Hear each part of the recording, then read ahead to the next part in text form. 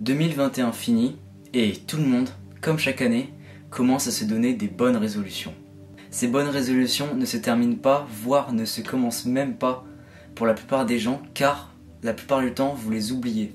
Puis l'appellation bonne résolution, je l'aime pas trop, alors on va la remplacer par objectif. Alors maintenant, comment réussir ces objectifs? Tout d'abord, il vous faut faire une chose que vous n'aurez sûrement jamais pensé faire, c'est écrire vos objectifs sur papier. Pas sur ordinateur, pas sur tablette, vous écrivez, vous prenez une feuille blanche, peu importe, vous prenez un stylo et vous écrivez vos objectifs. Le simple fait que vous les écriviez va augmenter la probabilité qu'ils se réalisent et que vous réussissiez vos objectifs. De plus, le fait que vous les avez écrites, ça va vous permettre de vous les remémorer, car vous allez vous souvenir de les avoir écrites plutôt que de me dire « Ouais, cette année je vais faire plus de sport, je vais essayer d'avoir une meilleure moyenne, je vais économiser de l'argent ». Si vous n'écrivez pas vos objectifs, vous allez pouvoir les oublier très rapidement. Maintenant, nous allons voir en 4 étapes comment réussir ces objectifs. Étape 1. Pas que des objectifs. Vous devez vous donner plus qu'un simple objectif, plus exactement 2. Je m'explique. Imaginons que votre objectif est d'avoir le permis. Votre objectif de récompense sera d'avoir le permis, et d'action, eh bien ce sera d'avoir le code, de faire vos 20 heures, et ensuite de passer l'épreuve. 3 objectifs d'action pour une récompense. Étape 2. Fixez-vous des étapes. Ces étapes complètent votre premier objectif. C'est en réalité les étapes d'action, que j'ai citées par exemple tout à l'heure pour le permis de conduire. C'est un jeu d'enfant. Vous prenez votre objectif, que vous voulez réaliser sur l'année, puis vous le découpez en petites parties pour pouvoir les réaliser tout au long de l'année. Vous pouvez aussi vous fixer des deadlines pour réussir un objectif d'action en un certain temps. Pour l'exemple du permis, nous allons prendre Jean. Jean a l'objectif d'avoir son permis de conduire à la fin de l'année. Jean va découper son objectif de récompense avec des objectifs d'action. Ici, l'objectif de récompense est d'avoir le permis. Les objectifs d'action vont être d'avoir le code et de faire les 20 heures de conduite. Par ailleurs, ces objectifs d'action, comme le fait d'avoir son code, est aussi un objectif de récompense. Car pour avoir l'objectif de récompense d'avoir son code, il faut avoir l'objectif d'action de s'entraîner au code. Nous sommes en janvier et Jean planifie 2 mois pour s'entraîner au code de la route, puis passer l'épreuve en début mars. Dans notre exemple, Jean va réussir du premier coup le code de la route et donc l'obtenir en début mars. Après cela, Jean est parti s'inscrire dans une auto-école et a reçu un planning pour ses 20 heures de conduite. Nous avons une petite vision pessimiste de l'exemple, donc imaginons que l'auto-école ne puisse pas vous faire conduire avant 1 mois. Jean finira donc son planning de 20 heures de conduite en milieu mai. Toujours dans une vision un peu pessimiste, l'auto-école propose à Jean de faire 10 heures de plus car il n'est pas encore prêt pour l'examen du permis de conduire.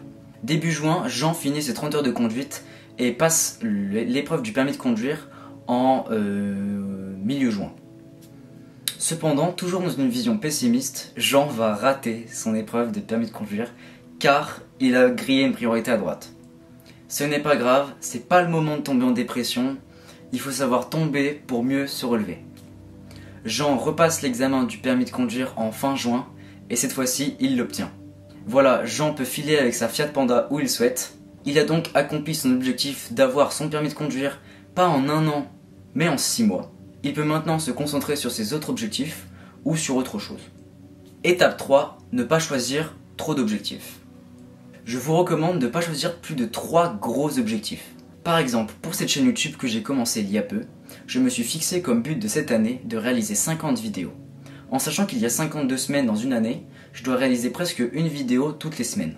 Moins vous avez d'objectifs, plus vous pouvez vous concentrer dessus. 4e et dernière étape, pas d'objectifs trop gros en peu de temps. Ne vous fixez pas des objectifs impossibles, ou si vous le faites, planifiez-la sur plusieurs années. Par exemple, Jean a comme nouvel objectif de réussir dans le business en ligne et dans le e-commerce. Il commence de rien et il veut réaliser un chiffre d'affaires de 100 000 euros. Il se donne 3 ans pour réaliser son objectif. Il va alors découper ces 3 ans. La première année, il s'est fixé un but de 1 000 euros. La deuxième année, 10 fois plus, donc 10 000 euros. Et la troisième année, il s'est fixé encore 10 fois plus que l'année précédente, soit 100 000 euros, donc les 100 000 euros de l'objectif initial. Plus vous réduisez la difficulté d'un objectif, plus vous allez pouvoir le réaliser. Ici, Jean ne se fixe pas de faire 100 000 euros en 1 an en partant de rien, mais de faire simplement 1000 € une première année et ensuite 10 fois plus pour la deuxième année. Pour la troisième année, il s'est alors donné le même objectif de faire 10 fois plus que durant l'année précédente. Dans cet exemple, on a une vision optimiste. Durant sa première année, Jean a réussi à réaliser les 1000 €. Imaginons qu'il réussisse aussi à réaliser 10 000 €, il a réussi à faire 10 fois plus. Et donc maintenant, il peut réaliser en un an 10 fois plus, car il l'a déjà fait, et que c'est sûrement pas plus compliqué. Alors je ne m'invente pas conseiller financier, mais il est complètement possible de faire 100 000 € en 3 ans, avec une bonne stratégie marketing ou de e-commerce, je n'en sais rien. Mais plusieurs personnes, même des centaines et des milliers de personnes, ont déjà réalisé 100 000 €, voire même plus, en 3 ans. Donc c'est pas impossible. Et n'oubliez pas cette phrase, rien n'est impossible, votre seule limite est vous-même. Je vous mets une vidéo d'Emilio Abril en première ligne de description si vous voulez approfondir le sujet des objectifs ou si vous voulez voir une autre méthode pour les réaliser. C'était Antoine et je vous dis à la prochaine pour une future vidéo.